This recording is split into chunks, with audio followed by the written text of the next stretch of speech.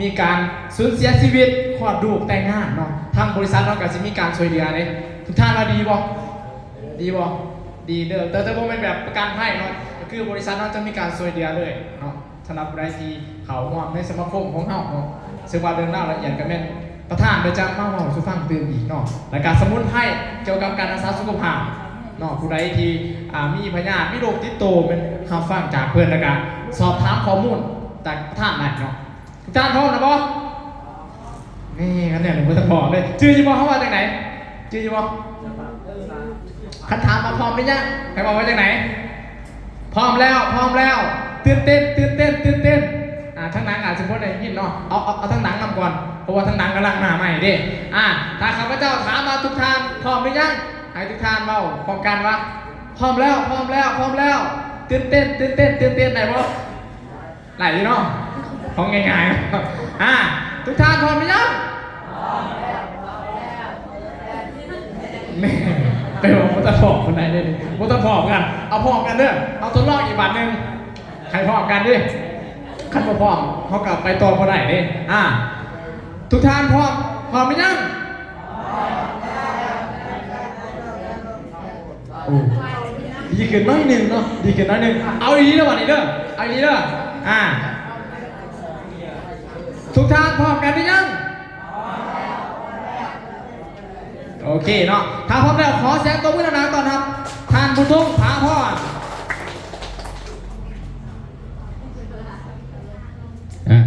พบกันส่งสองเนาะส่งทะเบียนเปิดงานเป็นจะได้ฟังปุ๋ยเป็นตาฟังอยู่บ่เขาอาจจะเคยฟังมาก่อนเนาะเขาไปขายของเขาสิบปัญญาแต่เดี๋ยวพวกเขาดีนะแต่ของปุ๋ยเขานี่เป็นบริษัทเขาเน้นให้ครบหูเน้นวิธีใส่คงหูจริงเรื่องปุ๋ยเรื่องนี้ต่างๆปัญหาจะได้แก่จะให้เขาคิดเองไปซะ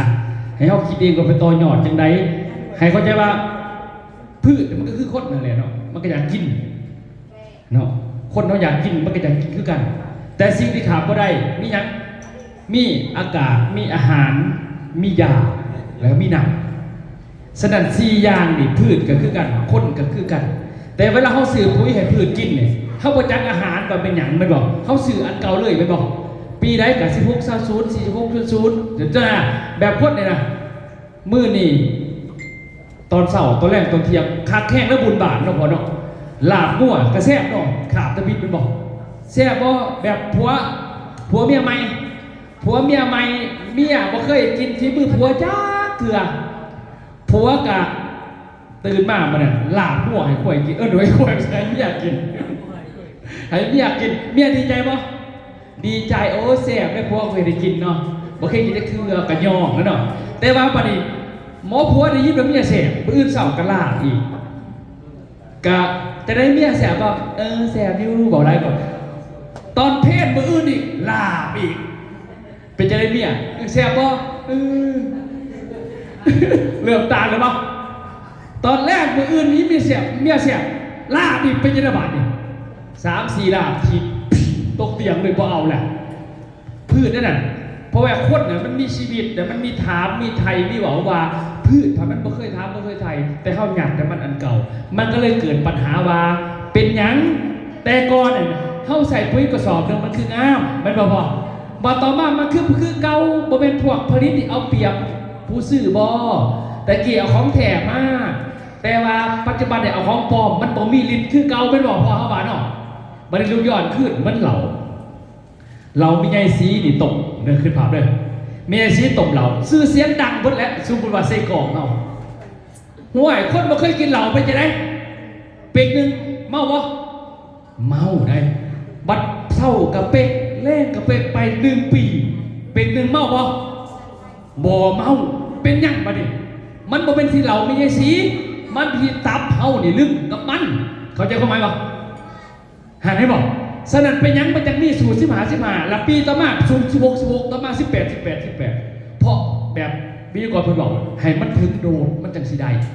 เห็นบ่นี่เขาเฮ็ดสูตรมาเขาบอกเข้าใจฮักว่ามันก็ดีตัวปัญหาบอกแค่กับเราจะเข้าใจเฉพาะว่าเห็นบ่ฉะนั้นตอนกินเหล้าตะมิดนี่ก็ห่วยเนาะพิษกันย่อได้บาดคอบ่เห็นสิเสพยังกินไปว่าบัดกินผ่านไป3 ปีมึงมาบาดนี่กูถาสดบัดสุดท้ายมากินไป5 ปีไปด่าเป็นไงสีบัดนี้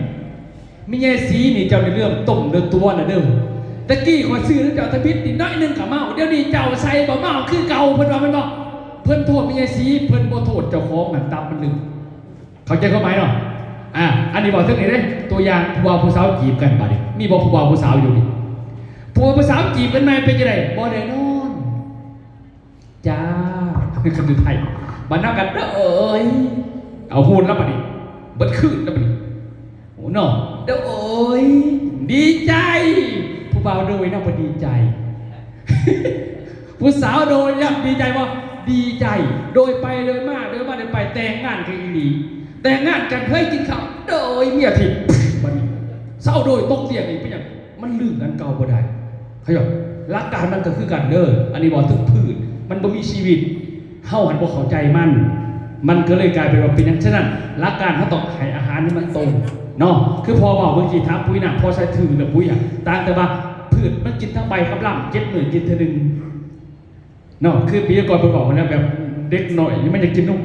กินก็แล้วมันอยากอีบ่ให้กินเพิ่นจะทางการมันก็หาวิธีใหม่นะพ่อให้มันในหลักการมันฉะนั้นเขาต้องใส่ยางตายคือขี้ไรแห้งนี่กันเดือนนึงสี2 เทื่อเห็นป่ะขี้ไรแห้งเดือนนึงสี2 เทื่อเห็นบอกที่ลูกไปให้สัมผัสเข้าตัวนั้นอันนั้นคือหลักการเลยเดือนนึงเขาขีด2 เทื่อ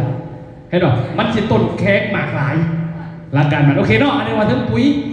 ที่นี่เขาพยายามซิปบอกเรื่องของสินค้าตรงนี้เด้อเรื่องของสุขภาพคือเขาพยายามเกินแต่เริ่มแรกก็คือเขาพยายามนี่นะขายสมุนไพรมาตั้งแต่อายุ22แล้วมาขายปุ๋ยตอนปี2016แสดงว่าขายปุ๋ยมา10 ปีแล้วก็ขายสมุนไพรมา18 ปีและเป็นยังคือขายสมุนไพรสมัครเอาปุ๋ยมามันเป็นจังซี่แต่ก่อนเงินบาทหัน250แต่ก่อนนะ1,000 บาทมันมีแต่250,000ไม่รู้แมน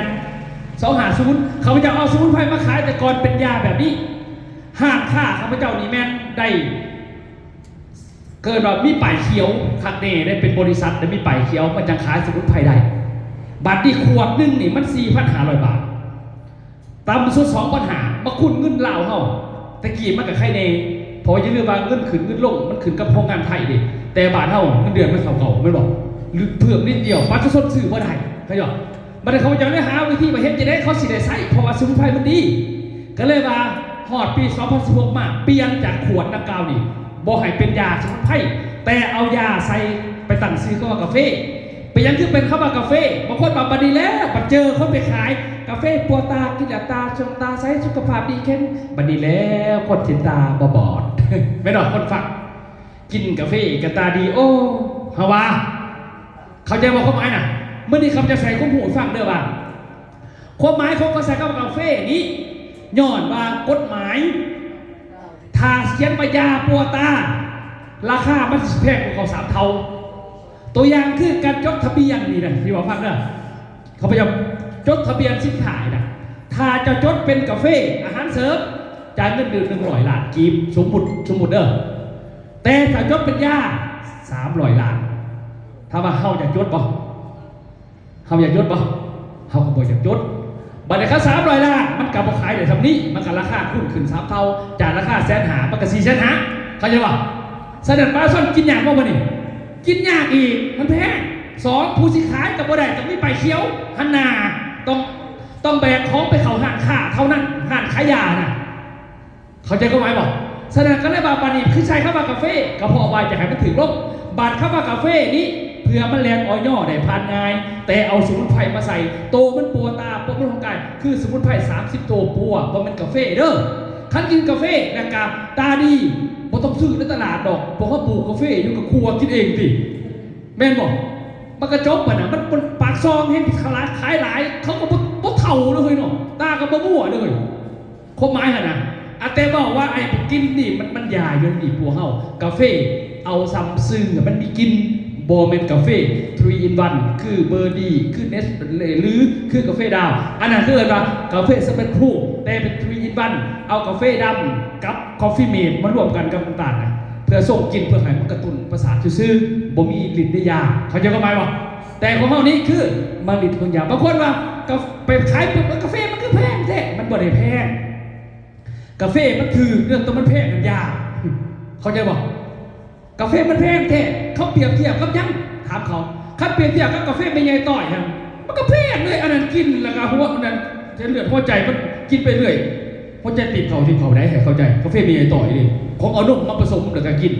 อันนี้มันยาเข้าใจความหมายซะฉะนั้นมันบ่แพงแต่มันถือกว่ากาแฟอเมซอนเห็นกาแฟอเมซอนปะเคยภายในเคยกินกาแฟอเมซอนเมื่อคืนราคาเท่าไหร่45,000ตัวหนึ่งเถื่อกินตัวนี้มัน10เถื่อกิน45,000ตัวหนึ่งเถื่อกิน10เถื่อมันขึ้นเท่าไหร่450,000มันวะตัวนี้มีแต่แสนปลายตัวนี้ถือหรือแพงมาดิได้สุขภาพดีกว่าถือหรือแพงดิอ้าวตบมือให้พวกเขาถือไงให้เข้าใจนะบาที่นี่สิบ่ว่าฟังว่าเขาพเจ้าไงนะสามหมอผู้หนึ่งแต่บริเวณหมอเนาะแต่ก่อนเขาพเจ้าเป็นนี่เด้อสินค้าขายดีทั้งหมดนี่เขาพเจ้าได้นี่ตอนอายุ20 กว่าปีเนาะเขาพเจ้าเป็นลิสต์รวมทบ้านไปจีบสาวนครหลวงป่าลูกเพิ่นบอกว่าเขาจะไปขึ้นนครหลวงให้กินเหล้ากินเบียร์เป็นเพราะว่านครหลวงไม่จัดกินเบียร์หลายใครตู้เย็นเข้ามาบ่เห็นยังมีแต่เบียร์กินแต่กับอ้วกน้ำกินแต่น้ำตาเขียวตาแดงทราบเสด็จลูกเขาเป็นเมียรู้ไหมบัดนี้ไปละถ่ายเป็นเลือดแล้วก็มันคือเอาเนี่ยนะคือเอาอันนั้นมีดามปาดข้อเนี่ยเห็นไหมปาดข้อไก่เนี่ยขั้นตอนมันออกมานะบัดไปเศร้าหยดยาสมุนไพรบอกฟังเด้อยากายยังเขาจะบอกถึงแต่ว่าเศร้าหยดตัวนั้นพอเศร้าแล้วบัดนี้เขาได้เขาสวดไปขายนะหลังจากนั้นก็เลยว่าได้ไปเยี่ยนหูทุนมุนไพ่มากจากนั้นมากนี่เราฟังก่อนเลยเสือแต่ก่อนเขาจะบ่เสือได้เด้อเอาสมุนไพรมาขายทมิตรตอนไปเยี่ยนทมิตรรอบ่เขาว่าเขาไปจะเห็นธุรกิจแต่เถาจนดุมมันเป็นแต่ดุมจนเถานะแต่เถาจนดุมเนี่ยแต่ก่อนเนี่ยแต่ก่อนดำเลยสิแหละข้าพเจ้านี่3 อย่างปฏิเสธบ่เห็นบ่ขาย1สิบ่ขายปุ๋ยข้าพเจ้าลูกหน้าบ่ได้ข้าพเจ้าเป็นอ้ายของอาจารย์เมื่อกี้นี่อ้ายแท้ๆเด้นี่อ้ายกุ๊กเราขนมไส้เกือบลาน้องไส้เกือบลาก็ไปน้องผู้ที่3ผู้ที่2เลยไม่มีผู้หนึ่งแล้วก็ผู้2น้องผู้ที่2ข้าพเจ้าลูกหน้าบ่ได้แม่ว่าให้มึงไปเฮียนมันวิทย์เด้อให้มันวิทย์หน้าข้าสมมติจะถูกมึงแพ้มึงเป็นผัวดอกให้เด็กหน่อยอายุ14 ปีได้ยินว่าเขาบอกเป็นผัวกันจะได้ชีวิตเขาจะไปเฮียนเลยแต่14 ปีเฮียนยุคในเมื่อเขาปากเซ่เมื่อเวียงเมื่อว่างบอกกับบะจนวิทย์หน้าโลกหน้าบ่ได้เป็นตุ้มก็ได้บอกว่าขายยังขายได้แต่สิบอกขายปุ๋ยบ่อยากเมื่อหน้าคือเก่าขอนึงแต่ช่วยขายมาได้ขายบอกมันหย่อนขึ้นบนต้นนี้มันบาปก็อย่างมันบาปข้อที่2สิบอกขายแมนเครื่องซับอ่างเพราะว่าเขาไปจะเคยไปขายสบู่ก่อน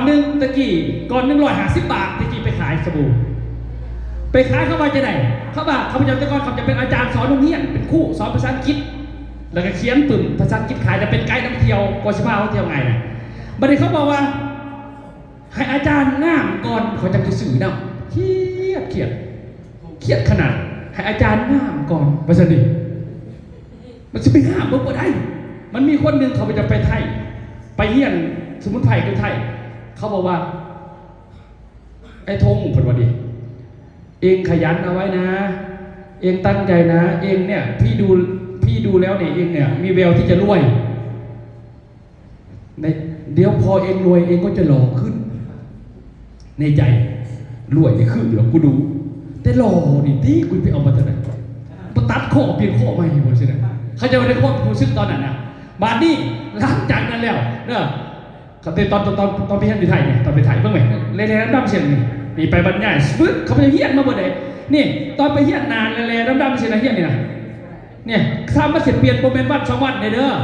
18 ปีจากจุดที่ดำๆเหมือนมาเดินสู่กันมานักกันมาสมุนไพรกินเองได้สมุนไพรไปขายเอาสมุนไพรไปขายเขาได้กินดีเมย์กินดีคนเนื้อเรากินดีไปขายเขาบอกว่าขันยาเจ้าดีเจ้าสมดาเขาว่าจึงซีอีกมันเอาละขันยาเจ้าดีเจ้าสมจอยเขียดบอกเป็นตะเขียดบอกแต่เขาจะเลือกคู่มานี่สู่ตายเอาเขาบอกว่าปนี้แล้วขันยาหัวหมอดีปนันโอ้ยขันยาพระเจ้าดีปนันหัวหมอสิปิดบุญข้าสัตว์หัวหมอเขาเห็นมาเห็นอย่าง เป็นตะเขียนป่ะบ่เขียนได้หรอขั้นคนอื่นเศร้าวะเศร้าได้เครียดเด็กก็เล่าเข้าไปขายของมีคนบอกเศร้าได้เหรออยู่ซื่อๆใจกูบอกไอ้กูอยู่เพื่อนซื้อกูมีเขากินมันบอกแต่ว่าข้าพเจ้าบ่แมนข้าพเจ้าเป็นอาจารย์สอนนักบวชดิเห็นยังคอยเห็นแบบสว่านนี่คือนี่ยังมันตรงมุนๆน่ะยังก่อนคือดิฉันสี่นะเขาไม่ใช่ว่าสี่ปุ๊บถาปัญหาแปลงถาคนอื่นสี่ปุ๊บหักแปลงเขาจะเศร้าเขาว่ามันเบื่อปฐมสี่มันแต่ข้าพเจ้าถือสอนมาว่ายอมบรรลุคันมันบ่สอนกูบ่ยอมแสดงมันสิเปลี่ยนจากอันกระยามันเขาจะมันสอนข้าพเจ้าบอกว่าเห็นนั่นก็ตามคันกูเห็นบ่สอนกูสิบ่เศร้าเขาจะบอกสัญญากับพ่อกูเศร้าฝ่าพากูตายโลกในนามข้าพเจ้าคนนิสัยนั่นคนเกิดวันเสาร์นิสัยนักเรียนเนาะนักเรียนเสร็จจากห้องเองฟักกันบนรถทัวร์นี่จูงรถทัวร์มากจูงเดินขึ้นกับจูงนะพอตายหรอกว่าสิถ้าตายฝ่าพาตัวนี้พวกนี้เขาไม่จำเป็นคนเดียวนั่นเลยบานนี่ก็เลยว่าเอาข้าวบอกนักกาวไปเพี้ยไปทับอาจารย์เขาได้เสียคนเดียวนี่เขาไปเอาตัวก่อนตาโบเฮนุงเราเป็นคนแผ่แซงคนจึงตื่นตัวนี้เขาจะปดกำลังปดแหวนใดแมน4 ปีก่อนนี่ไหนนี่เนี่ยแต่ก่อนเห็นไหมนี่แต่ก่อนเขาไปเอาดิแต่ชิตุนแต่ของเห็นขึ้นอันนี้กำลังใจไหนมีดีจากสมุนไพรแต่ขวดนึงมันแพงพอฟัง3-4 พันบาทเดี๋ยวนี้ก็คูณเอาตีเงิน700เนาะมันก็บ่ไหวนะสาเหตุมันนี่เขาจะอยู่กับมันมากินกับมันมาเปลี่ยนน้ำมันมาแต่ถ้าบ่อยากกินสมุนไพรนี้เพราะว่าคนจะได้เขาก็ต้องป่วยตกใจบ่ตั้งใจให้ตกใจนี่แหละจังสิบ่นอนนี่เขาพเจ้านี่นั่งอยู่หันในภรรยาหรือเกิดว่าเมียเนี่ยแต่ก่อนเนี่ย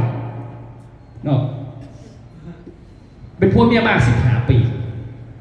จากจุ๊บนี่แหละเมื่อแม่ต้องการจากดำแต่ก็เปลี่ยนมาเรื่อยๆนานฟังด้วยให้มันลึกให้มันลึกจังสิบ่นอนนี่นะเนี่ยเปลี่ยนมาสุดท้ายเปลี่ยนมาบาดนี่หลังจากนั้นเขาพเจ้าไปเข้าใจตอนเรียนอยู่ประเทศจีนฟังเด้อเขาพเจ้าให้เราให้จุ่มหุ้งเนื้อฟังเนาะบ่เนี่ยเนาะใส่ให้พอกันมันจุ่มหุ้งเนื้อเขาเห็นกันบ่เนี่ยมันบ่เมื่อวานตัวก่อนนี่เนาะเคยเราสู่ฟังสิเราฟังเป็นหูมือนั้นเขาบ่ได้เป็นหูเนาะเราฟังไปซื้อนี่นะเขาพเจ้าไปเรียนอยู่จีนได้ฟังเนาะเขาพเจ้าไปเรียนอยู่จีนอยู่4 เถื่อก่อนสิได้ปัญญามากเนี่ยถ้ามิตรเนี่ยเขาสอนเกี่ยวกับซ่าก่อนซ่าบ้านเขาเนี่ยเขาถามแบบเป็นยังคนจีนเนี่ยเขาคือผิวเนียนผิวใสนั่นนะเขาว่านะผู้คนเขาบ้านเขาหันเขาจะบอกกินเป๊ปซี่บอกกินน้ำอัดลมบอกกินน้ำแข็งเพราะยังก็บอกกินไม่ให้หนากวางคนกวางน้ำเป๊ปซี่นะเขาไม่เจ้าแต่นั้นมากบอกกินเป๊ปซี่เลยยกเว้นไปกินซีดาจะกินน้ำเขาเพราะว่าให้มันละลายการนั้นบอกกินได้มันเห็นผู้คนมันกวางนะบัดนี้ซ่าบ้านเขาปลูกวัดมากนี่อาจารย์นั่นนี่อาจารย์มาแต่1,000 ปีพุ่นอาจารย์เขาสืบเนื่องมาวัดผู้ทั้งหมดนี่คือบ้านเราเนี่ยปลูกกาแฟซ่ามาเลยเขาเอาซ่าตัวนี้นี่มาเอาโถบักไก่เอาเป๊ปซี่ถอกลงแล้วเอาซ่ามาจุ่มแล้วก็มุนหาหน้าที่ดึงขึ้นมาน้ำดำๆเป๊ปซี่มันติดอยู่ในใหม่อยู่น้ำเลือแต่น้ำใสซ่าเขาเนี่ยเขาบอกว่าซ่าตัวนี้มันเป็นซ่าตระกูลของเขาอยู่ฮังโจวบ้านแจ็คหมาน่ะเฮ็ดให้เลือดมันสะอาดแล้วก็เลือดมันงามไปซะเลือดสะอาดแล้วก็เลือดงามตัวนี้นี่เนาะนี่บัดต่อมาเขาจะไปเฮียนอีกอยู่คุณมิ้งนี่อยู่ภูเขาทิเบตเรื่องของทางเสาขั้นเขาให้เจ้ากินนี่ใส่กับอันนี้นี่ใครเขาหักแห้งเพราะว่าตัวนี่เนี่ยมันแพงกว่าทองคำต้นกำเนิดมันมาจากนอนนี่มาจากทำยินมาจากเป็ดกระบี่เม็ดกระบี่เนี่ยมันไข่แล้วไปกระดึ๊บย่ามหนาวหิมะมันเต็มเนี่ยพวกนี้มันจะอยู่ดินพอตอนมันหอดมาดูหิมะมันละลายมันจะตายพอตายปุ๊บมันจะขึ้นมาเป็นตัวนี้และมันเป็นยาให้คนมาขายใช่ป่ะตัวนี้นี่แม่นหลังจากนั้นปัจจุบันก็เริ่มไปเก็บคือเห็ดเพาะนะบ้านไปเก็บคือบ้านเราก็เริ่มไปเก็บนะเกียร์กระเซ้าไปเก็บสินะไปเก็บตัวนี้ใช่ป่ะไปเก็บได้หน่อยได้หลายแหละแต่เอามาขัดมาหลากมาขัดแน่แล้วก็ตื่นแต่ดับเลิกมานั่งฐานได้ทึบนั่งหาวสิเขาสิมาหลอกสื่อมาเนี่ยเขาก็สิมาสื่อเก็บสื่อรู้ละโทษตรีกบากันไปแต่เวลาไปหอดได้ทึบเขาไปเห็นเป็นอบต่างๆเป็นสูตรยาแบบนี้แล้วกองหนึ่งนี่ กองหนึ่งนี่จะมาราคาเท่าไหร่$500สหรัฐ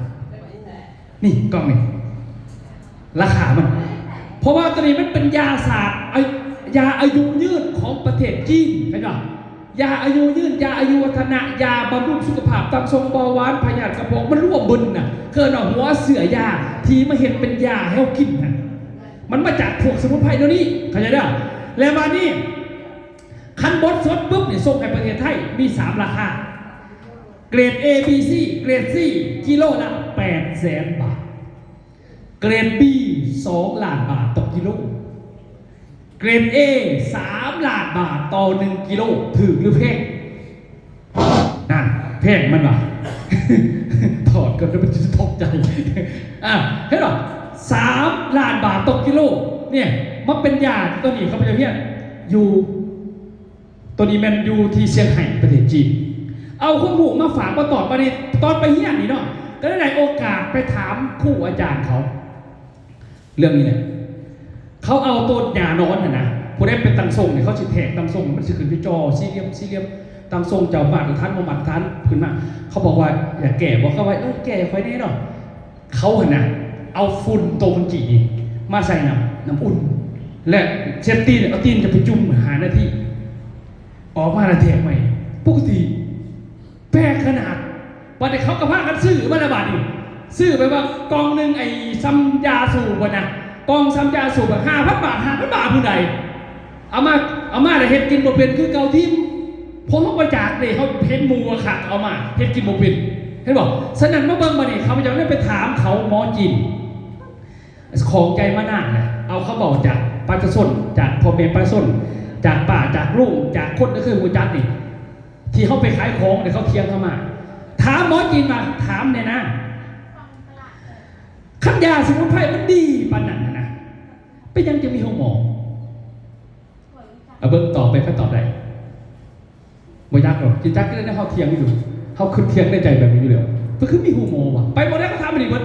เขายังไม่ได้ไปถามหมอจีนหมอจีนเขาหัวโคนเท่าไหร่เขาหัวโคนเอาเขาก็ถามเขาขึ้นมันเขาว่าคอยถามจะขึ้นว่าจะพูดว่าไอ้สิซะห้องหมอกับยาสมุนไพรอะไรเกิดก่อนเขาถามเอาตอบเขาว่าอะไรเกิดก่อนอะไรเกิดก่อนห้องหมอของสมุนไพรแม่นหรอไปเขาถามอีกวันที่2เขาว่าจะมาห้องหมอดีนะดีอย่างห้องหมอดีน้ำยาตอบว่าไงยาคือเกาวันสิทำคือเด้อบัญญาเขาเห็นจากยังตัวจอวันดีตอนนี้เห็นจากยังประจักษ์ไปไหนจะมาเทียงเอาจะประจักษ์ใดเขาก็จะว่ายามันมี3 อันขยาเม็ดที่เขากินโตมันอัดเป็นเม็ดแปรโตมันเป็นยาหัวเสือสมุนไพรโตมันจะเจ็บหัวกินขับปากล่องคอมันก็เศร้าเจ็บหัวเอาแปลกป่ะอันนี้มันเคมีน้ำทรงขยอมันเป็นถ้าเขากินหลายมันจะลึ่งนะมันเป็นโรคใหม่เขาใจสีเด้อคนหนึ่ง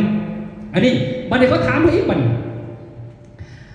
จะบอกว่าเขาหย่อนคำถามมาว่าจะบอกบันนี้แล้วคนสิบตายจักเตือหย่อนสมุนไพรจะดีหลาย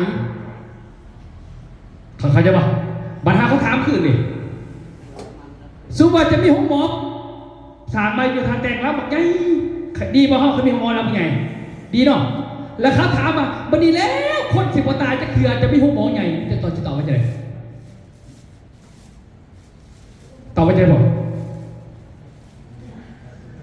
พอมีห้องหมอบอกใหญ่หนึ่งห้องหมอเจริญขนาดมีหดย่นทำทรงบันนี้แล้วคนสิบตายจะตอบว่าจะไรบันตายที่ก่อนบอกตายที่ก่อนเนาะเนื้อหอดมันตายเลยนี่แหละเดี๋ยวเขาถามว่าจังซี่หรือใดเพราะว่าเขาถามเขาสันดิบันนี้เขาย้อนขึ้นมาจังซี่คนแต่ก่อนสมัย500 ปีก่อนห้องหมอบ่มีคนเขาปวดสบายเขาไปป่วยอยู่ใส่หนูเขาจะถามมาแต่อันนี้งงปะเขาไปป่วยใส่เขาป่วยยาหักไม่เอาหวานเอายังไม่เป็นหรอกไปจากกระสมุนไพรนั่นนี่เป็นบอกพอบันนี้ก็ถามขึ้นมาอายุเฉลี่ยปัจจุบันกับแต่ก่อนผู้ใดยื่นกว่ากันฮะแต่ก่อนเป็นบอกนั่งสนุกแต่ก่อนบนบันบาทนี่เขาย้อนขึ้นให้เขาอีกบันหนึ่งเจ้าหู้ว่า ประเทศจีนนี่ชื่อเสียงเขาดังหย่อนนี่อย่างโสมพันปีเฮ็ดกินจื้อหมื่นปีเจ้าฮู้ว่ามันเปว่าอย่างเขาก็ตอบไปแล้วมั่นใจใครมั่นใจ2,000 ปีนี่เขาปลูก1,000 ปีมันจังเป็นยาเขาว่ามันบอกบ่แม่นเฮ็ดลิ้นจือ10,000 ปีเขาว่าปลูก10,000 ปีมันจังเป็นยาเขาว่าบ่แม่นโสมมันปลูก3 เดือนมันก็เป็นยาเฮ็ดลิ้นจือ3 เดือนก็เป็นยาแต่เขาหมายเขาว่า2,000 ปีคือโสมตัวนี้นี่นะมันจดทะเบียนย่อมรับระดับประเทศเขานะแต่สมัยหงเขาสมัยราชวงศ์1,000 ปีก่อนเขาจะว่าเฮ็ดลิ้นจือกันมันเป็นยาที่เขาย่อมรับจดทะเบียนมา10,000 ปีก่อนราชวงศ์กินอย่างเดียวปาจะส้นผู้ใดได้กินเป็นประหารเจ็ดสู่โคตรข้าบอกเลยถือว่ามันเป็นยาปฏิหึงฉะนั้นเขาอยู่ได้อายุยืนหมื่นปีเขาว่าจากนั้นเขาก็ได้สรุปว่ายาสิพิษการจัดสรรเขาสอนเท่าไหร่ให้เข้าใจว่าสมุนไพรกับพวกหมอเขาให้ใส่น้ำกันแต่ใส่จังไดถ้าใส่เป็นเจ้ากับปัวโบเพศถ้าใส่โบเป็นเจ้าก็ทุกย่อนปัวแล้วมาเบิ่งมาดิย่ามใดใส่สมุนไพรย่ามใดใส่ยาหนวดเขาบอกกันสิไหนต้องเข้าใจเด้อเข้าใจไปก่อนเดี๋ยวเขาจะ10%เรื่องที่ไปซื้ออาจจะเมื่อไปอาจจะปีหน้าเขาสื่อแล้วแต่ว่านี่ท่านคนเฮาน่ะมีชีวิตหายใจได้ย้อนมีธาตุ4 ธาตุดินธาตุน้ำธาตุลมธาตุไฟและคนทุกคนบ่อยู่ตลอดชาติเด้อป่วยเป็นทุกคนแม่นบ่แม่นหรือไปสิอยู่เลยบ่ตายจะเถื่อบ่มีสิเขาไม่จะอยู่จริงก็ตายที่กันได้เด้อเขาไปน่ะแต่ว่าบ่ทันหอดมือบ่สิสื่อสิบอกเขาตายได้ยากปานสิบ่ตายเขาไม่น่ะต้องเข้าไปก่อนบัดก่อนสิป่วยนี่เฮ็ดจะได้จังสิป่วยมันมีอยู่3ข้อป่วยเด้อแบบที่1ป่วยจากอุบัติเหตุแข็งแรงอยู่ดีๆเนี่ยเด็กหน่อยนะอายุ18 ปีกำลังห่าวคืนก็มะม่วงตกปึบป่วยสับมันบอกป่วยได้บ่นี่ได้ไม่บอกป่วยง่ายสิเลยขี่รถดีๆกำลังเม็ดเขาป้าใหม่พึ่งประเดี๋ยวป่วยสับหายใจไหลยุ่แนบไหลยุ่ดีใส่ออกซิเจนแต่ว่าพอแม่เสื้อเงินบอกกับป่วยคือกันนี่แบบเพื่อนมาป่วยจากอุบัติเหตุฉะนั้นหลีกเลี่ยงป้องกันเอาเองระวังเอาเองแบบที่2ป่วยจากการติดเชื้อโรคกับสารเคมีเขาใส่ปุ๋ยเคมีอย่างนี้สีปุ๋ยเคมีพืชมันเขาดังเขาต้องทำมาเป็นโรคใหม่โรคปอดโรคมันเร่งโรคอย่างนั้นหรอ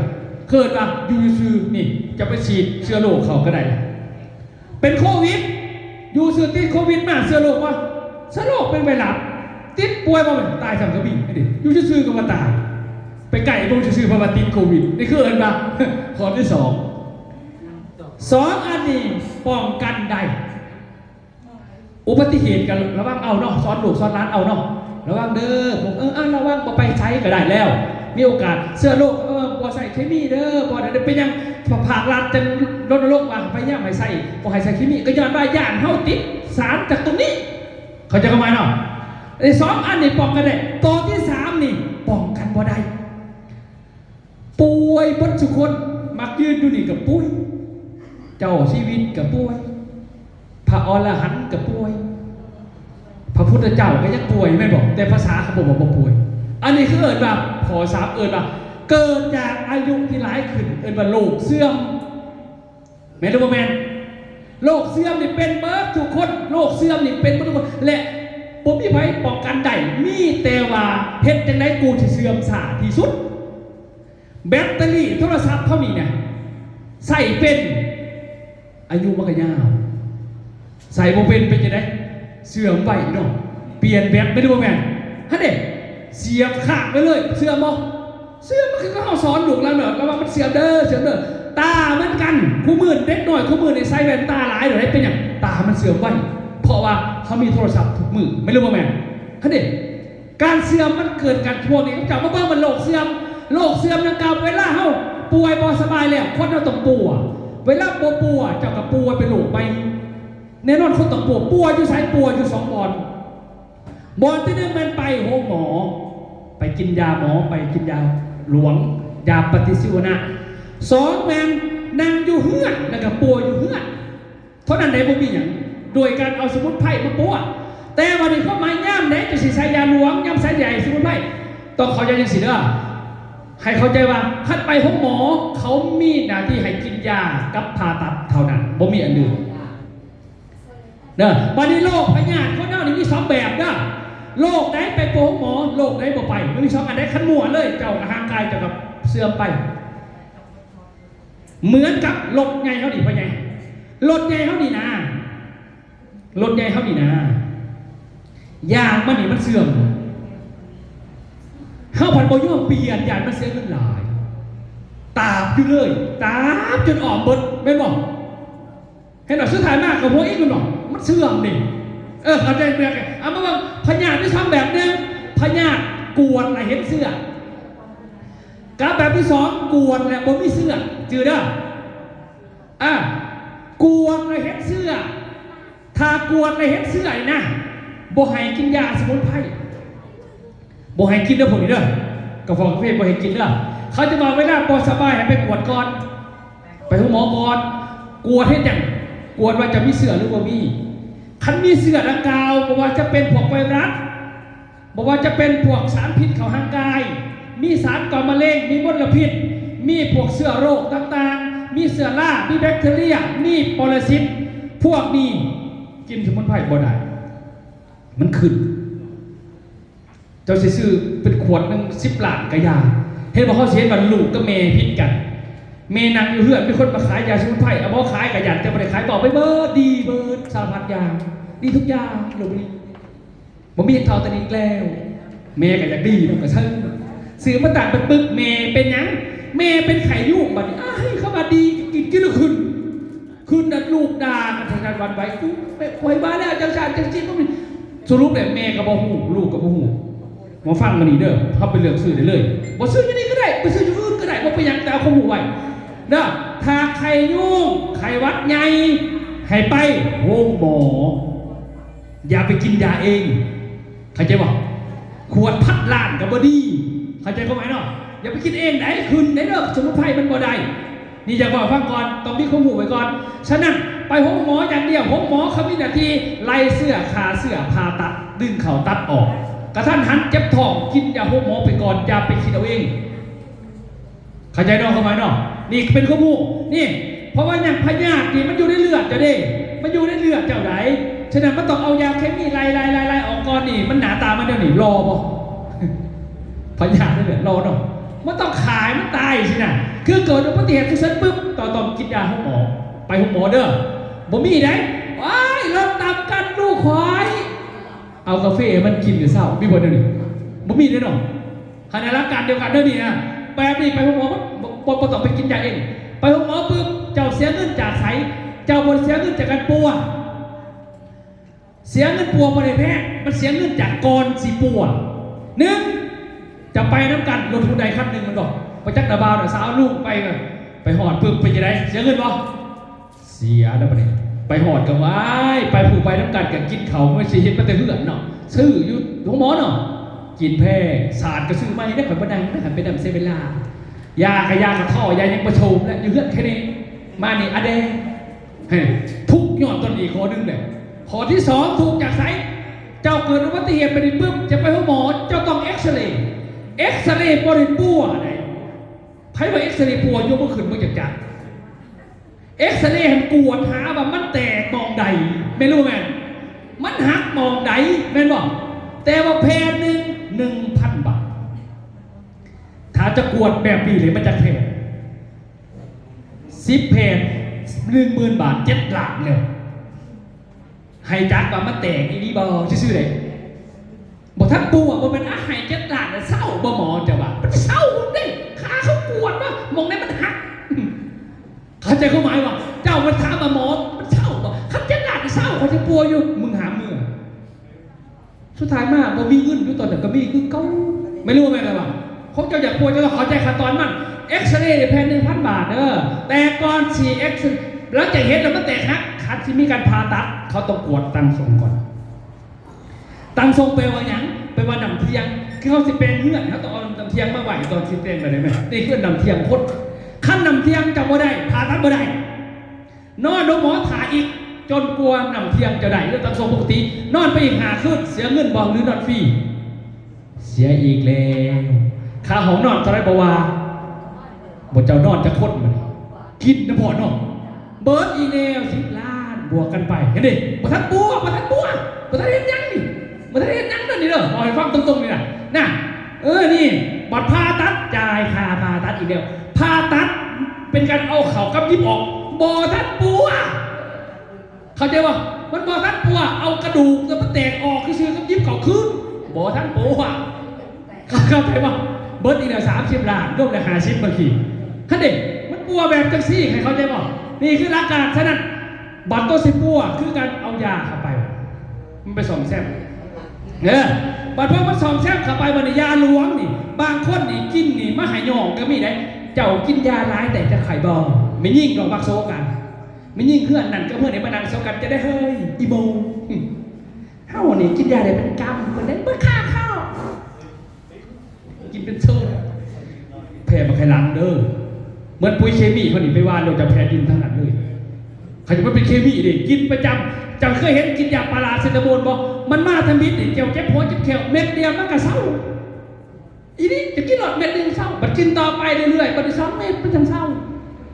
ต่อไปเลย4 แม่นบอกแล้วก็วายาปอบบ่แม่นตับเก่าลำไส้จะมันลึง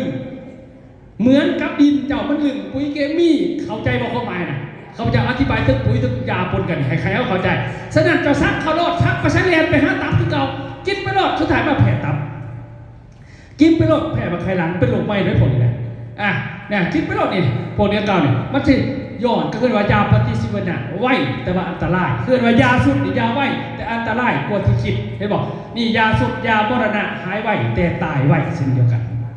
เห็นหรอมันก่อโรคใหม่ฉะนั้นดีสุดคือพยายามลดพวกนี้ไปแต่พยายามดูแลกับขอก่อนเนาะอย่าจะเอายาเป็นอาหารเนาะเพราะมันยาผู้ใหญ่เด็กหน่อยกินบ่ได้แพ้ยาเด็กหน่อยผู้ใหญ่กินกับบ่ได้บ่ถึงคือกับปุ๋ยเคมี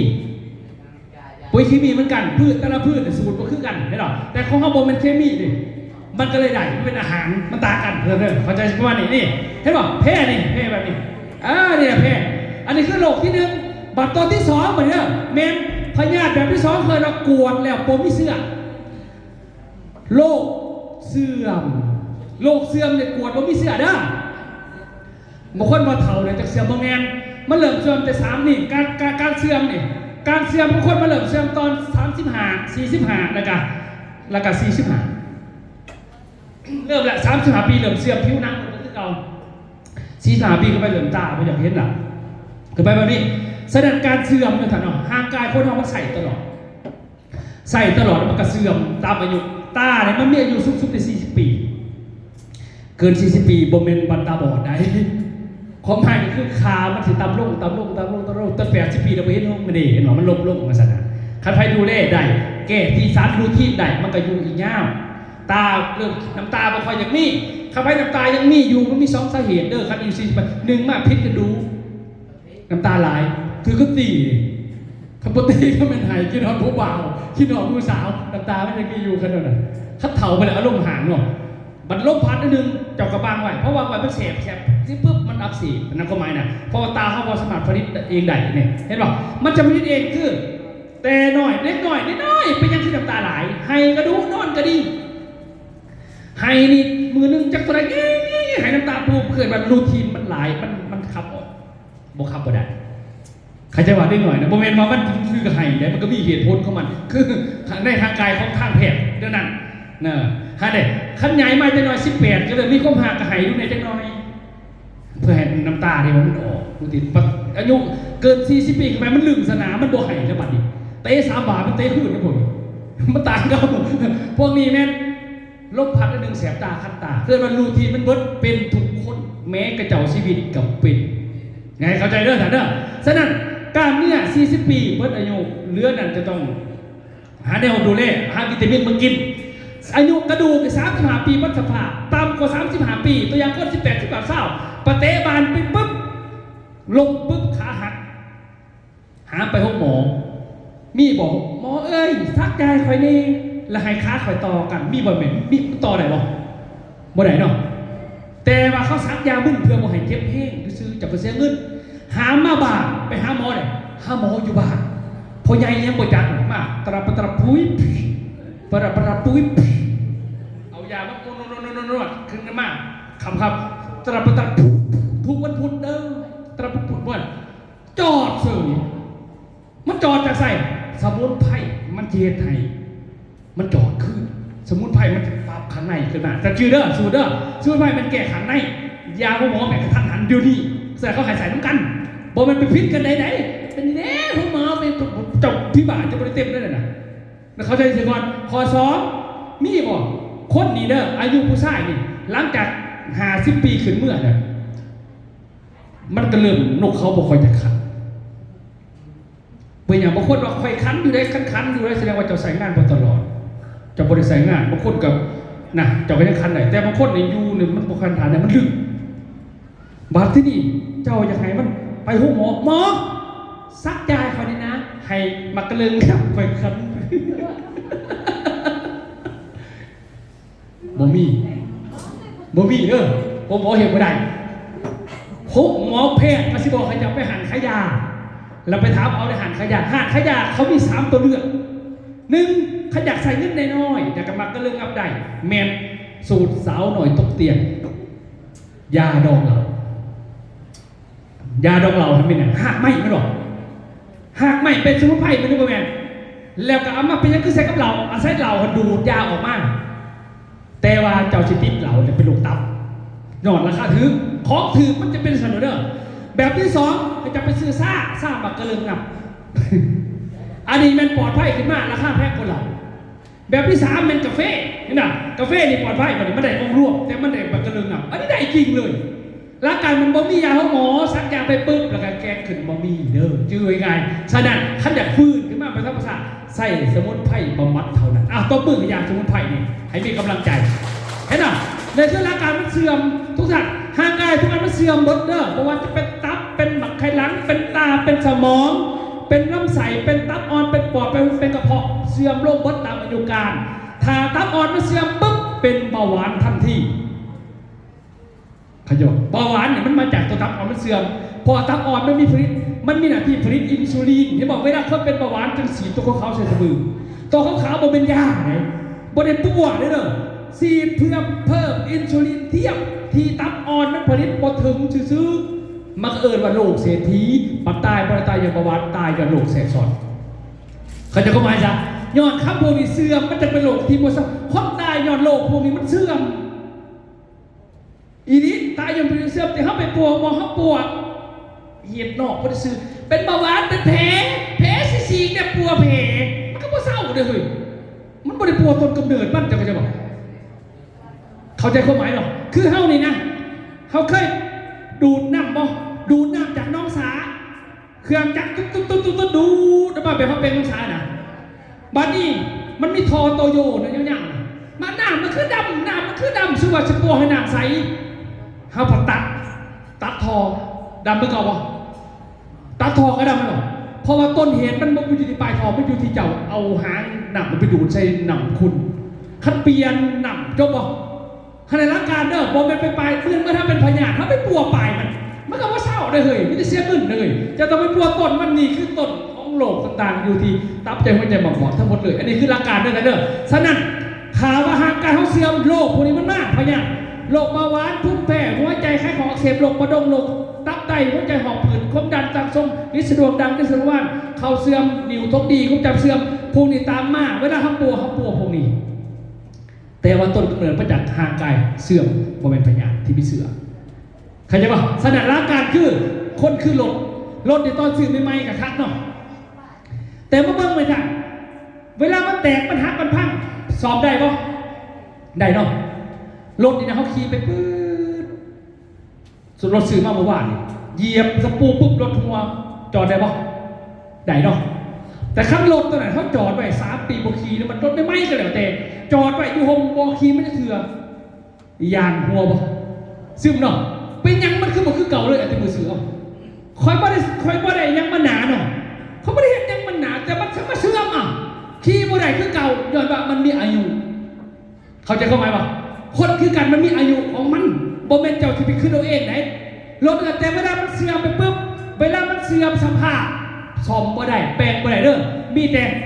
เปลี่ยนอะไรบัดในคนบัดนี้ไม่ยังเสื่อมบัดรถนี่มันเสื่อมเนาะแบตเตอรี่เสื่อมซ่อมบ่ได้เนาะคำมันแตกก็ยังได้อยู่เนาะมาจ่อใส่จ่อขี่ไปตัวนี้มันรุดปุ๊บนี่เอามาจ่อใส่เนาะแต่คำมันเสื่อมบ่ได้ต้องเปลี่ยนเบรกเหมือนกันมันเสื่อมแอดเดี๋ยวมาอยู่เนี่ยเปลี่ยนยางเหมือนกันน้ำมันเครื่องมันเสื่อมสภาพตามอายุการ 4,000 โลสินะจะต้องเปลี่ยนหัวเทียนเสื่อมเปลี่ยนพวกนี้เปลี่ยนอันนี้เปลี่ยนสองบ่ได้บัดทางกายคนพวกนี้เสื่อมไพ่สิเปลี่ยนยกขึ้นบางคนมาเปลี่ยนได้บอกเปลี่ยนได้ไหนแต่มันแพงนี่แก้วตาในขางละ650,000 3,400 บาทปอดในขางละ8 ล้านเก่าตับในขางละตับใน4 ล้านห้ามาไขล้างในขางละ4 ล้านห้าเลือดในลิตรละ 20,000 กระดูกเอ็นแสนกว่าบาทไปสิเปลี่ยนยังขึ้น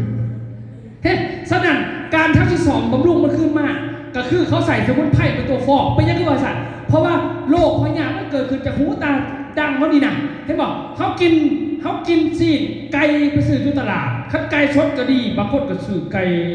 ที่มันเหลวนะกินหมากไหมการซื้อมันจะเขาซื้อมันแต่ประเทศจีนมากมันมียาขายใหม่ในผลใหม่มากระเต็มจะก็กินเขาไปเดินทางไปมีวัตถุพิษและโดนไล่กินปลาหมึกปลาหน้าของมีทะเลมันฉีดฟอร์มาลินในอาหารทะเลจะก็กินเข้าไปร่างกายกระดูกซึมเอากินยาสารตกค้างจากสารเคมีพวกทองมาเปิดพวกซีนหมูซีนยังบ่มีดอกตัดมาเธอนึงขายได้เบิดเนี่ยมันก็เอามาเฮือนมันกระชินำมันก็เอาสีมาถ่ายมันแดงขึ้นมันเริ่มมาแมนนี่เจ้าก็กินแบบนี้ขาดน้องจะกระบะมันก็เข้าร่างกายเจ้าดีก็มันก็เกิดเป็นโรคใหม่ฉะนั้นมาเบิ่งเด้อสมุนไพรของเราจึงสามารถแก้ไขหลายอย่างมีหลายตัวเลยเด้อเอาตัวนี้ตัวแดงๆเด้อตัวนี้เด้อให้เบิ่งตัวนี้ก่อนใช้เบิ่งก่อนตัวนี้เด้อตัวนี้นี่มันจะเรียกพวกผู้ได้ปวดคอปวดเข่าปวดแข้งปวดขาเจ็บหลังปวดเส้นมึนซ่าเด้อเส้นนิ้วล็อกปวดแอวตัวนี้ดูเลยได้เด้อตัวนี้เด้อวิธีกินเดี๋ยวถามอีกทีนึงตัวนี้มันจะมีหลายตัวพวกปวดดอกพวกนี้เนี่ยตั้งทรงเบาหวานปวดหัวจะดูได้ตัวนี้เพราะว่าเอาสมุนไพรใส่ตัวนี้หลายชนิดมึนซ่าเจ็บหลังปวดแอวปวดคอเป็นประจำนี่ปวดเห็นป่ะมันช่วยได้นี่เขากินหลายใส่มาหลายแล้วขายอยู่เส้นกองไม่ว่าไหนเมืองละมั่งนี่ไม่ว่าไหนนี่แต่ละจุดแต่ละบอลนี่หรอนี่เป็นวัดนี่เขาไปขายเส้นกองแค่นี่แต่ละบอลกาแฟต่างๆนี่มันมีสมุนไพรแดงสว่างฝั่งนี่คือเขาพเจ้านี่พิสูจน์เองกินเองใส่เองเปลี่ยนเองคือยังสบู่สมัยก่อนนะครับพเจ้าแต่ก่อนมันเป็นการปัจจุบันนี่สบู่นี่เมนเขาจะเป็นเจ้าของกาเด้อเป็นเจ้าของแบรนด์แล้วใช้เบิ่งว่าเปลี่ยนแปลงไหนที่ไหนเนี่ยแต่ก่อนเป็นอะไรแก่มาตาเนี่ยเขาจะดีหย่อนสมุนไพรตัวนี้ใส่อยู่ในดีมาอยู่4 ปีนะใส่มา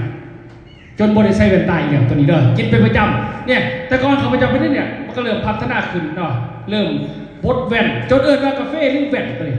พอเขาพเจ้าไปประชุมอยู่ไทยเด็กขี่ย่นไปกลับมาแล้วลืมแว่นในย่นหลังจากนั้นก็เศร้ามาเลย4 ปีก็เรียกว่าลืมแว่นตอนไปเอากาแฟนี่มาขายใหม่ๆให้หน่อยนี่มาเบิ่งเขาจะแต่ก่อนใช้แว่นใช่ได้เลยใช้แว่นแต่เดี๋ยวนี้4 ปีนะสามารถที่จะแก้ไขได้ต่างๆได้เห็นบอกคือกาแฟมันมีคือตัวดีเนาะตัวนี้นี่มันสามารถดูแลยังไงเนเนาะไพ่เนี่ยหนึ่งก็คือใส่บำรุงประสาท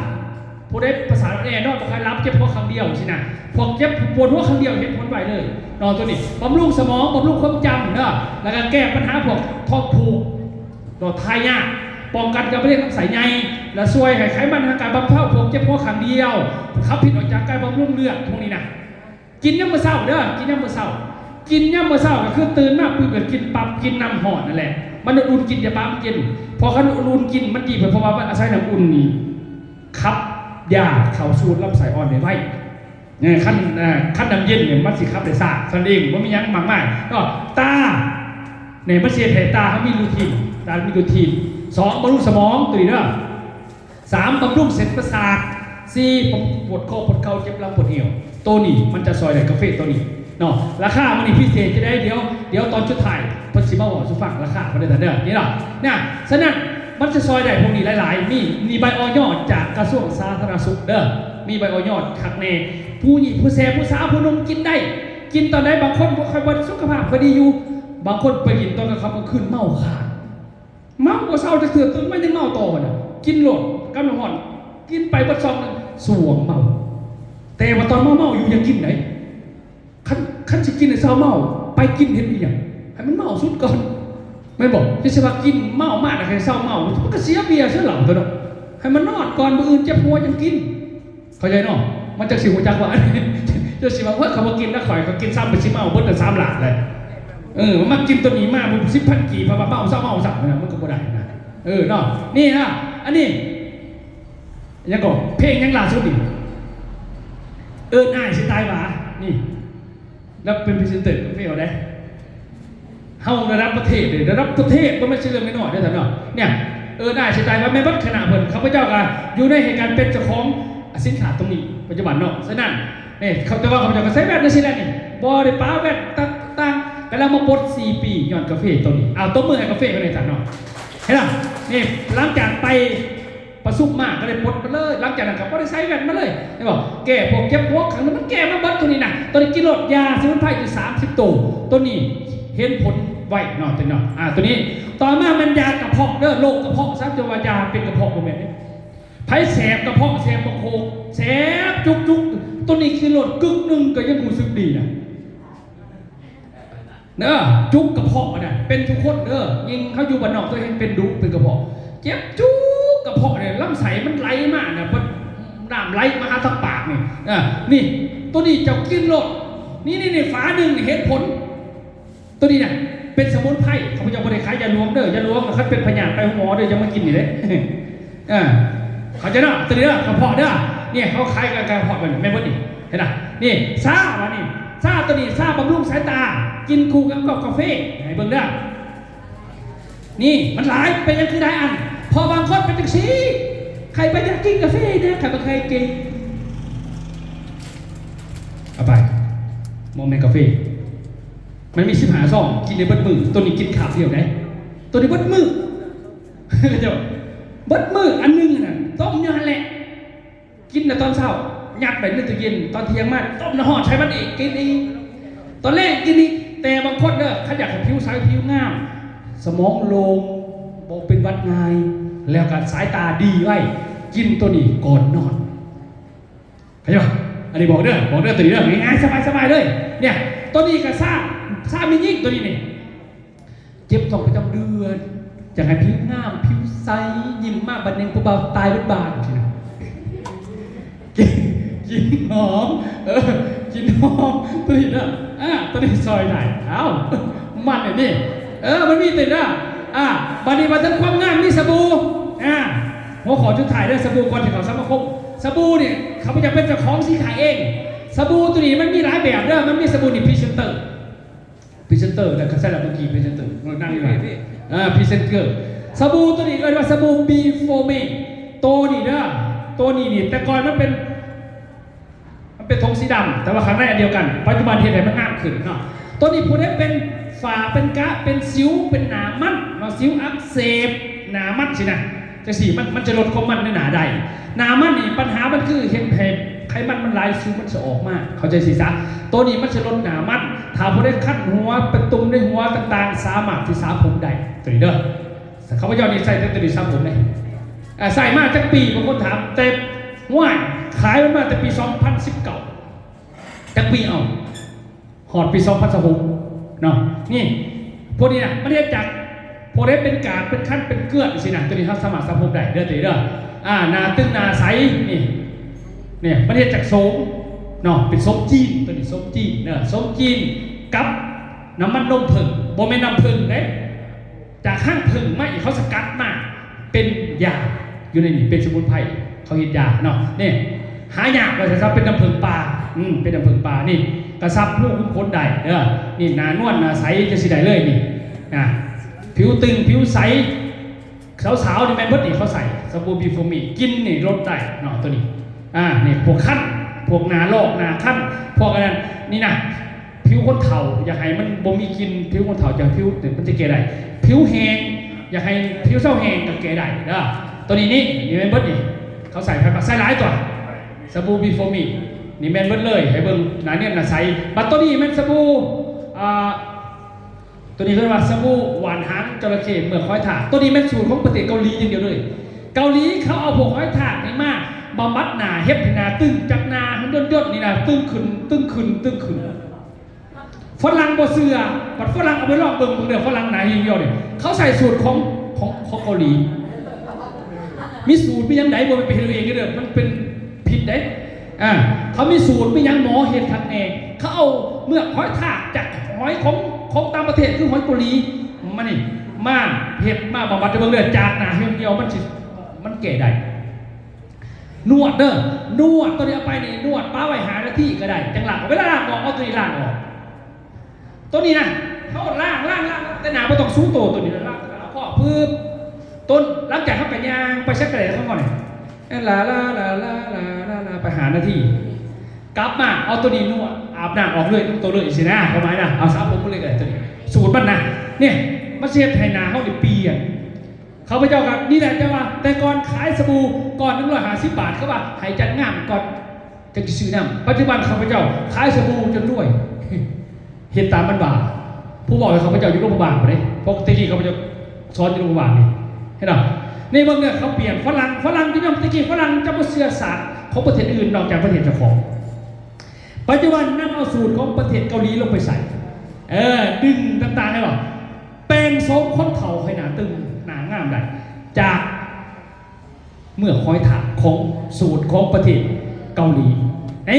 เห็นป่ะเบื้องหน้าระบาดเนี่ยเดี๋ยวตอนนั้นตอนทำอิฐเลยตอนทำอิฐระบาดเราอยากทำอิฐต่อมานี่เริ่มกระบวนการในการผิดแต่เรางามระบาดขั้นตอนมันจนปัจจุบันเป็นจังซี่ระบาดให้เนี่ยเมื่อไงเขาแปลงเขามาโซมเขามาได้เนี่ยเหรอนั่นเห็นหรอตบมือให้เมื่อค่อยถากเห็นหรอแต่โมเมนต์ไปเห็นเอาเองเด้อก็เริ่มเมื่อค่อยถากเอาอยู่บาทเอาใส่บ่ได้เนี่ยนาเพ่เลยมันมีสูตรมีหมอมียาคะแนมีวิตามินมียาต่างๆนะฉะนั้นมันอยู่ในสบู่เขาตรงนี้ตัวนี้ใส่ดีขายดีเด้ออันดับหนึ่งปัจจุบันคือตัวนี้ของบีโฟมีน้ำมันใช่พอได้ใส่เคมีอื่นมันแล้วมันแผ่สารเด้อนี่เป็นตุ้มแผ่สารแล้วเอาตัวนี้ไปบำบัดเอาไงใส่ที่ต่อกัน2 อาทิตย์บาง14 วันครึ่งเดือนเด้อครึ่งเดือนหูซึกดีแน่นอนตัวนี้เด้อเนี่ยพวกนี่คือหลายคนเขาใส่นี่เด้อเนี่ยนี่นาแผ่สารเขาใส่เมือกในการช่วยฝืนฟูนั่นนี่นะนายใช่ไหมนี่นะนี่มันแก่ลงจะเป็นพรีเซนเตอร์เนาะหลายคนเป็นพรีเซนเตอร์ใส่คู่กันนี่สูตรมันคักแห้งนานักสินะมันจะคอยลดลงจากฝามันจะแก่ลงเห็นไหมใส่คู่กันมาบ้างเนี่ยใส่คู่กันหลายคนนี่แม่นบดนี่นายสินะเด็กมันจะแก่มากนี่ใส่คู่กันคือสินี่ออกลูกมาแล้วเลือดมันดินหนามันฝาดแล้วก็ใส่ท้องเขาดูคู่กันหนากระไซขึ้นตะกี้เป็นยังไง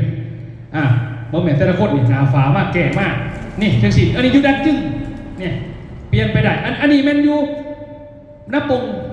เมืองโคกเซโดนนี่บีโฟมีนี่หูเขาจะอยู่นี่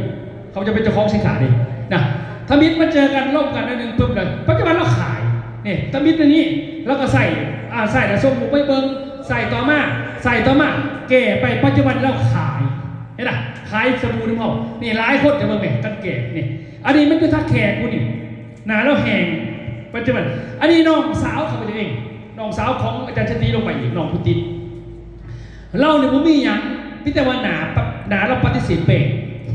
ถ้าแปลงไปมันก็เห็นแง่กันอันไหนหนาอันไหนเปย์ใครเคยเป็นบอกแต่เบิ่งเด้อนี่ถ้าแปลงไปมันยังเป็นสีอยู่เนี่ยฉะนั้นเรามีอย่างบอเห็นมาใส่แล้วก็มางามไปให้คนใส่แล้วมันเปลี่ยนเลยเปลี่ยนแต่ว่าคันถามพิสูจน์ได้แม่14 หมื่นขึ้นไปเด้อใส่นวดไปโดยปัจจุบันมันเป็นสมุนไพรเขาพเจ้าบอกขายยาล้วงในผิดกฎหมายเด้อยาล้วงไปหมอง่ายๆซะนี่อันนี้แค่หนามุดปุยแต่ก่อนเราเคยอยู่ท่าแต่งเลยเนี่ยเราอยู่บ้านเดี๋ยวนี้อยู่ในปัจจุบันหนาเนี่ยใส่กิ้งเลยนี่แต่ละคนนี่สมุนเป็นครูเด้อนาฟ้าเสียมันจะคอยลบออกสินะมันจะแก่ไปนะข้าพเจ้าเอ็นมานี่แต่ก่อนเนาะก็มาสิปั๊บมาไหนแล้วนี่แต่ก่อนนี่มือสบีดมาฟอกเลยบ้างไหมนาเขาจะตีมันเป็นตุ๊ดไหนเนี่ยฟอกกันสิแหละนวดมันเป็นมือเดียวเด้อเขามาใส่กู้มือดิ แก้ขึ้นแก้ขึ้นแก้ขึ้นมันกับแก้กันบาดดีไดทรงผมมันกับที่ไปนำตัวหลังจากมันแก้ไปเนี่ยสบู่ตัวนี้นะนี่หลังจากนั้นมันก็ตึงขึ้นตึงขึ้นตึงขึ้นเปลี่ยนไปเองมันเอาตัวมือให้สบู่มาในทุกท่านเห็นป่ะอันนี้คือสบู่ตัวนี้บัตรสบู่ตัวที่3สบู่ผู้หญิงผู้ชายก็ใส่ได้แต่เน้นผู้หญิงผู้ใดตกขาวอันนั้นบ่พึงประสงค์น้องสาวพ่อน่ะใช่ที่เพื่อมันเฮ็ดให้ฟิตกระสับเฮ็ดให้ลดกินเฮ็ดให้ตกขาวต่างๆกินตกขาวต่างๆบ่ให้มันเกิดเชื้อราว่าซะบ่ให้มันเป็นสาเหตุของมะเร็งปากซอกคอดเนาะตกขาวพวกกินเหม็นพวกต่างๆน่ะตัวนี้เด้อมันจะแก้พวกนี้ได้ผมมียิ่งในเขาห้องน้ำจะซื้อกระติดเชื้อรามาเด้อเขาห้องน้ำบ่สะอาดกระติดมาบางคนไปสอนนั่นสอนนี่อยู่ไฮอยู่เนาะติดเชื้อรามาบางคนในเมื่อมันก็งามนึงยางไปดูสิเก้าขั้นสินะยางไก่โมโมได้ยังสิก็บ่ไหวอยู่เลยประมาณนั้นตัวนี้มันสิเก๋มันสิเก๋โอ้ฉันตายจะเห็ดใส่อยู่นี่เนาะม้าแลนน้ำเนี่ยอันนี้นะอันน่ะบาดีไปอยู่ในครอบครัวกับมันก็มีอารมณ์หน่วงนี่มาถึงแม่บ่ล่ะมันมีปัญหาครอบครัวตามมาอันนี้เด้อฐานจะเพิ่มความมั่นใจตัวนี้เลยนะดีโฟมีเขามีอีกตัวหนึ่งเป็นแบบอีสีแดงอันนี้อย่าปล่อยไว้นี่เขาใส่ได้ผู้หญิงผู้นุ่มผู้น้อยใส่บัดแหละบ่ต้องอายเนาะเรื่องธรรมศาสตร์มันอันนี้คือเรื่องเล่าของเขามีออยครับนี่เลขออยมีเลขจดแจกออยตามกฎหมายถึงต้องและขายมาหลายลูกค้าพิสูจน์คุณเป็นพันคุณน่ะบ่แม่นมีแต่เฮาได้เด้อเป็นพันคนพุ่นน่ะอันนี้มันเป็นสบู่จะเป็นยาอีกไรประมาณนั้นเนาะฉะนั้นท่านใส่ตามบอกจังได้จักงามจะได้กกินมันก็หอมเองมันบ่ยากนี่เนาะอันนี้คือสบู่ของเฮาโอเคนี่คือถูกของสบู่มันมีเด้ครีมบำรุงหน้าใสมีโลชั่นน้ำหอมมีบักหลายนึงแต่ว่าสิบ่บอกได้ซ้ำนี่พอทีนี้ไปยังคือบอกสบู่ยังก่อนเพราะว่าผู้ใดอยากสมัครเขาสมัครครบเด้อสมัครให้แม่น500 บาท350,000 กีบสมัคร350,000 กีบให้สบู่ไป4ก่อนคันราคามันเองนี่เห็นราคาขายมัน199 บาทราคาซัมมา150 4ก่อนมันถึง600เขาบ่ต้องจ่ายปานนั้นเขาจ่ายแต่500แสดงว่าลดไปอีกตั้ง70,000จ่ายแต่350,000พอแล้วเขาไปซัมมาซิกเขาได้ครบพิเศษไปแล้วหลังจากไปซัมมาซิกนี่เขาสามารถเลือกของได้เลยจะเอาสบู่ก็ได้อยากเอาซ่าก็ได้อยากเอากาแฟก็ได้หมดเลือกเอาถ้าเอากาแฟสมัครได้2 ห่อถ้าเขาไม่อยากกินกาแฟร้านก็เอาตัวนี้1ซ่าอันนึงคอยจะกินกลางคืนตัวนี้คอยจะกินน้ำมันเช้าก็ได้สมัครกันนะขยับได้แต่ไอที่บอกมาทั้งหมดนี่เพื่อว่าเขาเป็นซัมมาซิกนี่แหละปุ๋ยเป็นซัมมาซิกเอาบ่ได้ซื้อต่างหากเขาไม่นะแสดงก็ได้ว่านี่พอเจ้าสมัครมาปั๊บแล้วเนาะตัวอย่างเจ้าสมัครมาปั๊บแล้วเขาสมัครที่จะเข้าสู่ซัมมาซิกสมาคมก็คือมันจะมีสิทธิ์ในการออกบัตรแต่ไปยังยืนแล้วก็เวลาเกิดการแต่งงานของลูกเสียชีวิตเนี่ยมันมี3 สิทธิ์นี่ก็คือเฮาซ้ำเมื่อเขามีบัตรก็ไปยังยืนเลยเด้อเขาไม่สิทธิ์ยืนนะเก็บแต้มคะแนนซีวีนี่มาให้บริษัทจะคุณกันในเฮาโดยที่แต้มและซีวีซื้อของทุกครั้งมีสแตมป์เก็บไปเอาตัวนั้นมาแลกเอาเงินใครบ่มีใบนั้นมันจะบ่มีเงินไหนเอาได้เขาไม่ได้ซื้อของซื้อปุ๋ยก็ไม่ให้ซื้อยังมันมีสแตมป์เนี่ยเขาเบิดแต่ขั้นบอสมัครก่อนสแตมป์เขาจะบ่ได้เนาะบรรจุมุ่งเนื้อเขาเมื่อไหร่เราฟังอยู่เนาะแต่บริหารละเอียดเพิ่มเติมนะนี่แต่งงานบ่เป็นวิธีการแต่งงานไหนในปึ่มสมนุขั้วเจ้าเมนได้หมดเลยตัวอย่างคือพอเป็นสมาชิกสมาคมบัตรว่าในสมนุขั้วเฮาสิลูกสิร้านแต่เขาแต่งงานเขาสมัครเขียนใบเสนอยืนบริษัทใดแต่เขาต้องมีสแตมป์มาเลขบริษัทเขาเสียคูดไปขึ้นในเฮาเนาะตัวอย่างเนี่ยแต่งงานขอลูกเสียชีวิต3 อย่างเนาะ3 อย่างนี่มีแต่ว่าเฮานี่เขียนใบเสนอและนำคะแนนซีวีมาคูดเอาเงินตามจำนวนตำแหน่งเขามาคูดหมอบไปเฮาคือมือวันที่11เขาสิหมอบอยู่ปักเซ่นี่ว่าเป็น2-3 คนหรือเปล่าคันไพ่ไปวงรอบนี้แม่นสมาร์ทแต่ไปเอาไปยืนมันเขาสิหมอบวันที่11แล้วเขาก็สิหมอบขึ้นอยู่อีก30 คนหมดไหนเขาก็สิเห็นนำกันเนาะวันที่11นี่มือนี่นะเนี่ยเห็นบอกแสดงว่าเบิ่งว่าเขาได้จะขึ้นจะสิเนี่ยป่ะเขาดูธุรกิจน้ำเฮาอยู่มาเมียเขาถือผ้าออกลูกสิเนี่ยออกลูกสินี่นะแล้วเขาก็เก็บใบสแตมป์ใบเขาซื้อของมันมีใบสแตมป์เก็บไปได้หลายเลยนะเก็บไปได้หลายก็ได้จักปีกันแล้วแต่เขาเก็บมาแล้วหลังจากเขาก็มายืนบริษัทแล้วเขาเอาสแตมป์มาคูดเป็นเงินเขาก็บอกเราดิเขาบอกเด็กเขาก็บอกขึ้นไทยผู้นี้นี่พันยูนี่เขาจะมาปีกว่าอยู่ปีกว่านี่แล้วที่อาจารย์ธนาป่ะนี่เขาพเจ้านี่ นี่เราอยู่มาปีกว่าบาดนี้อยู่ไปอยู่มาแล้วเราไปออกกำลังกายกันขึ้นรถเหยียบรถตายเฮ้ลูกเรากับเขียนใบเสนอมานี่ใส่ลูกเราเด้อนี่ผู้นี้ลูกเรานี่เขียนใบเสนอมาหาบริษัทก็ให้เอาใบสแตมป์มันมาเขาไม่ใบสแตมป์คุณเงินบ่ได้จึงไงสิครับเก็บมาหลายๆรถเป็นมีอันเดียวมันก็เป็นเงินอันเดียวเลยเด้อโมเมนต์ว่ามีใบเดียวจิเอาเงินเขาไปใช้เป็นหลักโมเมนต์เข้าไปน่ะเขาเก็บใบซื้อปุ๋ยก็มีให้ซื้อยังก็มีให้เบิดแต่ถ้าเขาซื้อโดยที่บ่มีสมัครสมาชิกมันจะบ่มีให้เฮาสแตมป์นั้นเข้าใจเข้ามาจ้ะฉะนั้นเขาสมัครแล้ว300,000เอาของไปซื้อของมีสแตมป์บัดเก็บไปมือนี่ซื้อปีหน้าซื้อไปซื้อกาแฟพันนี่ซื้อยากระเพาะพันนี่ซื้ออันนั้นปุ๋ยพันนี่ยังพันนี่นะยาสีฟันตลาดพันมันก็มีสแตมป์เก็บไว้เปลี่ยนที่ใจใหญ่ที่ซื้อถ้าที่ซื้อที่ตลาดได้ยาสีฟันคือกันแต่มันบ่ได้ยังกับพื้นอยู่นี่มีไห้ดีบ่นี่ดีเนาะนี่ท่านนี่เขาก็มองเงินนี่เขามาแจกซองนี่เขามาเจ้านี่เห็นไหมในการแจกซองท่านนี่พ่อแม่แต่ละชุดแต่ละบอลเขาแจกซองนี่แจกพวกนั้นแจกพวกนี้เป็นวัดนี่นี่เขาก็มาบอกเงินไทยนี่จันนั่นนะนี่มาบอกเงินให้เขาอันนี้นี่อันนี้คนเมืองคงเซโดนนั่นนี่เมืองคงเซโดนครั้งสารวัตรในตอนเขาจะไปลบใหม่ๆนี่เท่านี้แล้วก็ไปน้ำเมาแล้วก็ไปเยี่ยมหนูไปเที่ยวไปยันนั่นนี่แหละปกตินี่แหละแล้วก็ซื้อปุ๋ยแต่ละขันแล้วก็เก็บสแตมป์ซื้อกาแฟครั้งเก็บสแตมป์3 ปีกว่าเราเสียชีวิตนี่ลูกเราก็เข็นไปเสนอมากนี่แล้วเอาใบสแตมป์เนี่ยมายืนบริษัทก็มาคำนวณให้นี่เบิ่งกันนี่ทีมงานแล้วก็ไปเบิ่งแล้วบัดนี้ไปตรวจสอบไปเบิ่งหอดสถานที่แล้วก็ส่งคนไปหมอบนึกนี่เนาะแล้วหลังจากกันร้านเรานี่ร้านเราเอานี่เขาเจ้าเนาะนี่เขาก็หมอบเงิน2จังซี่นะเขามาเปลี่ยนที่จ่ายหน้าที่ซื้อแต่มีผลประโยชน์กับคืนฉะนั้นเฮาสิได้ตัวนี้คือพิจารณาเฮาสมัครก่อนมา350,000 กีบเนาะเท่านั้นเองนี่หลายคนในบ้านเนาะอันนี้บ้านนั่นนี่พอไงไปสักจุดละนะนั่นแหละเราอยู่ได้มากประมาณ2 ปีป่ะ2 ปีแล้วก็เก็บสแตมป์เพราะเราขายปุ๋ยเนาะเราขายปุ๋ยติดต่อแต่ละบาทร่วมเป็นพวกกระส่งสินะแต่ว่าเราบอกเอาซับซิเดี๋ยวมันจะมีเสร็จเราเก็บคนเดียวบาทนี้เราอยู่เนาะเราเสียชีวิตเป็นกับลูกสาวเรานี่มาหับจากสมาคมแทนดีลูกสาวเรานี่ท่านรอบว่าเราเข้ามาแล้วกันนี่ทุกคนมาวันนี้อันนี้เราเป็นประธานสมาคมตัวนี้ที่จะมอบเงินให้จับหมดเลยนี่มาแล้วกันพอดีนี่ลูกสาวเรานี่มาหับเงินตอนนั้นพอดีเดชจากนั้น2,385,000จากพอหรือเสียเสร็จแต่เราเอาคะแนนมันสแตมป์มาแลกกันเด้อผมเป็นสมัครดังอยู่เพื่อนแล้วก็ผมมีสแตมป์ไหนผมมีสแตมป์กับ0นี่เด้อมี1 บาทเขาคูณตามนั้นนะนี่นะเนี่ยอันนี้เป็นเมืองละม่ามแตงดองนี่เราแตงกันตลอดนี่ผู้นี้นี่เขาไปเจ้าเลยนี่เนี่ยเราแตงดองมายืนเรื่องไม่ยังมากกับเก็บสแตมป์มาหายมันมีสแตมป์ดอกซื้อเขามีสแตมป์หายเนี่ยแล้วเอามาเละไม่ยันนี่มาเละขนาดนี้ลูกเมย์แล้วเขามาหักมันนี่ไ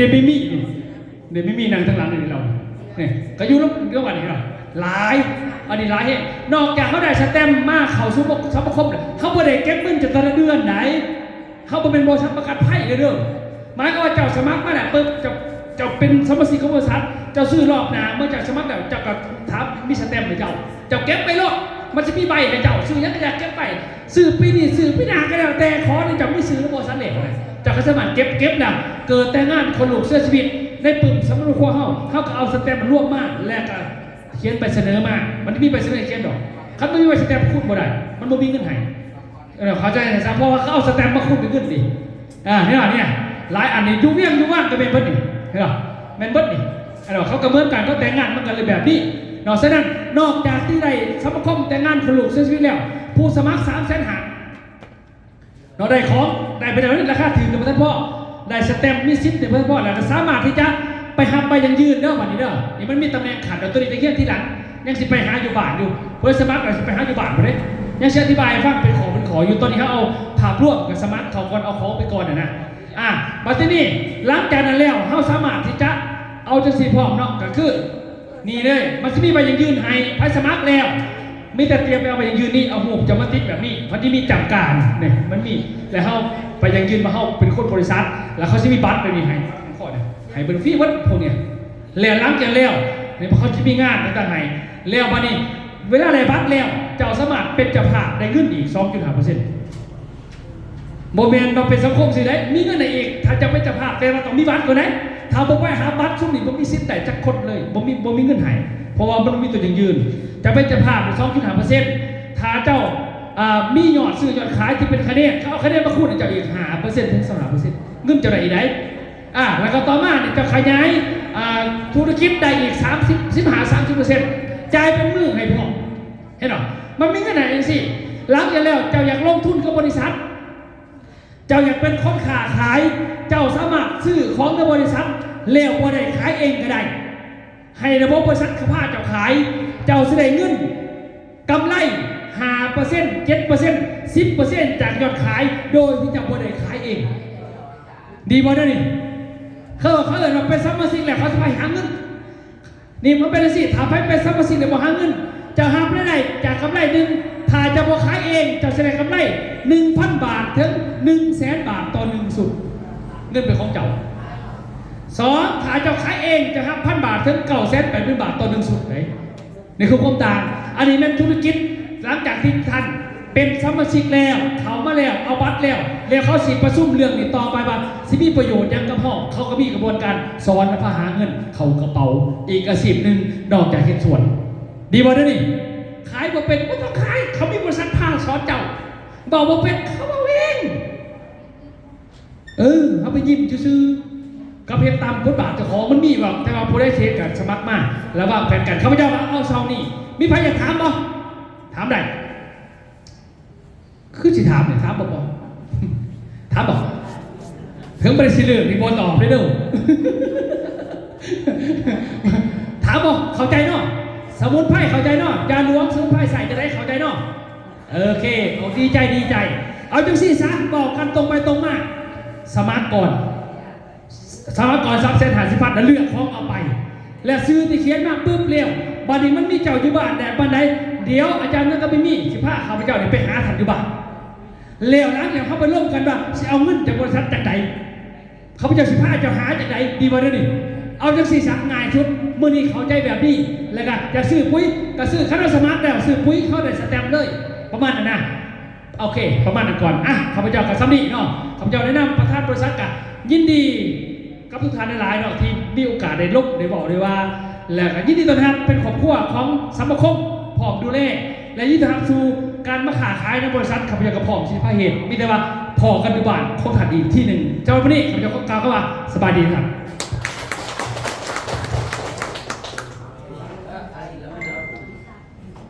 เป็นจะได้ทุกท่านได้การอะไรฟังเดี๋ยวในข้อมูลหลายประสบการณ์เนาะเกี่ยวกับการรักษาสุขภาพต่างๆคำว่าชื่อกระโจนไปน้ำกับเป็นการดีเนาะเกี่ยวกับสมุนไพรแล้วก็การรักษาสุขภาพเกี่ยวกับการรักษาเสื้อโรคต่างๆที่ว่าเขาต้องควรรักษาพอจืดยังไงถ้าเขาติดเสื้อโรคเขาต้องไปใส่ไปหุ้งหมอเนาะไปหุ้งหมอแต่ว่าถ้าเป็นโรคเสื่อมที่ว่าเขาสามารถรักษาได้ก็ต้องสมุนไพรเห็นบ่อันนี้ไม่เกี่ยวกับการรักษาสุขภาพนะครับสมุนไพรต่างๆนะครับปุ๋ยก็ได้บอกไปฟังแล้วเนาะปุ๋ยกระจักแล้วเกี่ยวกับการรักษาสุขภาพพวกสมุนไพรต่างๆกระจักแล้วเนาะยังมาเนี่ยพัฒนูยังราคาไม่บอกยังราคาพัฒนูแต่ว่าก่อนได้ฟังราคาแล้วกับโปรโมชั่นต่างๆสิถามก่อนคือว่างอยู่นี่สบายดีขออนุญาตถามซื้อบ้านได้หน่อย